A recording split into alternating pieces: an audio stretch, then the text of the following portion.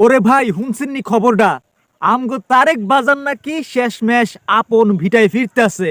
আর হ্যাঁ, যেই খালি হাতে ফিরতেছে তা কিন্তু না, লগে কইরা তার আদরের বিলাই জেবুরেও কিন্তু লইয়া আইতাছে। বিলাইটারে দেখছেন কি সুন্দর, নদর বদর আর তুলতুলে পশম, দেখলেই তো একটা অন্যরকম মায়া লাগে। আসলে মায়া জিনিসটা বড়ই আজব। মানুষ যতই বড় নেতা হোক আর 7 সমুদ্র 13 নদীর ওপারেই থাকুক না কেন, দিন শেষে নিজের ঘরের কুলের প্রাণীটার লাইগা কলিজেরাও কিন্তু কান্দে। তারেক সাপ প্রমাণ কইরা দিছে যে হ্যাঁ শুধু দেশের মানুষের না, অবলা জীবজন্তুরেও কত মন থেকে ভালোবাসে।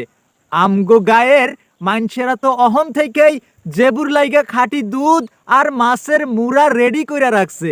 বাজান গো, আপনি তাড়াতাড়ি চলে আইসেন, আজকেই তো আসার তারিখ আপনার।